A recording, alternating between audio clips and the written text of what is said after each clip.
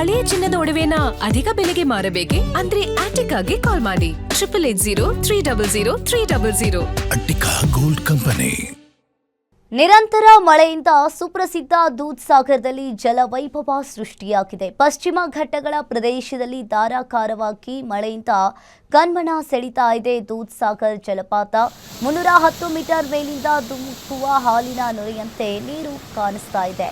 ಕರ್ನಾಟಕ ಗೋವಾ ಮಧ್ಯದಲ್ಲಿರುವ ದೂದ್ಸಾಗರ್ ಜಲಪಾತ ದೇಶದ 4ನೇ ಅತಿ ಎತ್ತರದ ಜಲಪಾತ ಎಂಬ ಕೀರ್ತಿಗೆ ಇದು ದೂದ್ಸಾಗರ್ ಪಾತ್ರವಾಗಿದೆ.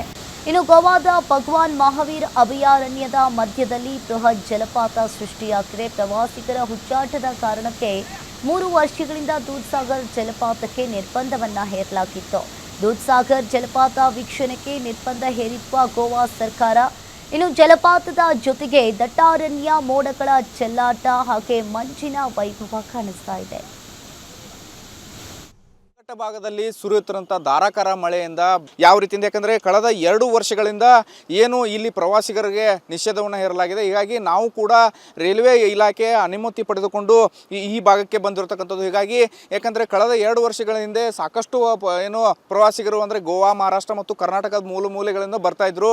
ಏನು ಈ ಭಾಗದಲ್ಲಿ ಯಾವುದೇ ಸಾರಿಗೆ ಸಂಚಾರ ಇಲ್ಲ, ಓನ್ಲಿ ಕೇವಲ ಏನು ಬರೀ ರೈಲ್ವೆ ಸಂಚಾರದ ಮೂಲಕನೇ ಬರಬೇಕು. ಯಾಕಂತಂದರೆ ಈ ನಿಟ್ಟಿನಲ್ಲಿ ಯಾಕಂದರೆ ಈ ಭಾಗದಲ್ಲಿ ಅಂದರೆ ಪಶ್ಚಿಮ ಘಟ್ಟಗಳ ಭಾಗದಲ್ಲಿ ಮೇಲಿಂದ ಏನು ಸುಮಾರು 310 ಏನು ಮೀಟರ್ಗಳಿಂದ ಏನು ಹಾಲಿನ ನೊರೆಯಂತೆ ಉಕ್ಕಿ ಹರಿತಕ್ಕಂಥ ದೂದ್ಸಾಗರ ನೋಡಲಿಕ್ಕೆ ಸಾಕಷ್ಟು ಪ್ರವಾಸಿಗರು ಬರ್ತಾಯಿದ್ರು. ಆದರೆ ಮೇಲ್ಗಡೆಯಿಂದ ಏನು ಹಾಲಿನ ರೀತಿ ಇದು ಬೀಳ್ತಾ ಇರೋದ್ರಿಂದ ಇದಕ್ಕೆ ದೂದ್ಸಾಗರ ಅನ್ನೋ ಹೆಸರು ಬಂದಿದೆ. ಹೀಗಾಗಿ ಸದ್ಯ ಏನಂತಂದರೆ ನಿಮಗೆ ದೃಶ್ಯದಲ್ಲಿ ಏನು ತೋರಿಸ್ತೇವೆ ಅಂತಂದರೆ ಈ ಸದ್ಯಕ್ಕೆ ಮಳೆ ಕಡೆ ಅಂದರೆ ಕಳೆದ 10 ದಿವಸದಿಂದ ಮಳೆ ಬರ್ತಾಯಿದ್ರೆ, ಈಗ ಕಳೆದ 1-2 ದಿನದಿಂದ ಮಳೆ ಕಡಿಮೆ ಆಗಿರ್ಬೋದು. ಆದರೆ ಪ್ರತಿನಿತ್ಯ ಅಂತಂದರೆ ಮಳೆ ಆದಂಥ ಸಂದರ್ಭದಲ್ಲಿ ಈ ರೀತಿ ಇದಕ್ಕಿಂತ ಹೆಚ್ಚಾಗಿ ಕೂಡ ಮೇಲ್ಭಾಗದಿಂದ ಏನು ಹಾಲಿನ ನೊರೆ ಅಂತ ಕೆಳಗಡೆ ಬೀಳ್ತಕ್ಕಂಥದ್ದು ಇದನ್ನು ನೋಡಲು ಸಾಕಷ್ಟು ರಮಣೀಯವಾಗಿರ್ತಂತ ಹೇಳ್ಬೋದು.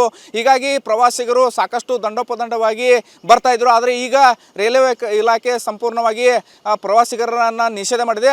ಅದು ಕೇವಲ ಪರ್ಮಿಷನ್ ಯಾರು ತೊಗೊಂಡು ಬರ್ತಾರೆ ಅವರಿಗೆ ಮಾತ್ರ ಇಲ್ಲಿ ನೋಡಲಿಕ್ಕೆ ಅವಕಾಶ ಕೊಟ್ಟಿದೆ. ಆದರೆ ಕೇವಲ ಕರ್ನಾಟಕದ ಏನು ಅಂತ ಭಾಗದಿಂದ ಬರುವಂಥ ಯಾವುದೇ ಪ್ರವಾಸಿಗರಾಗಿರ್ಬೋದು ಇದಕ್ಕೆ ಅನುಮತಿ ಇಲ್ಲ.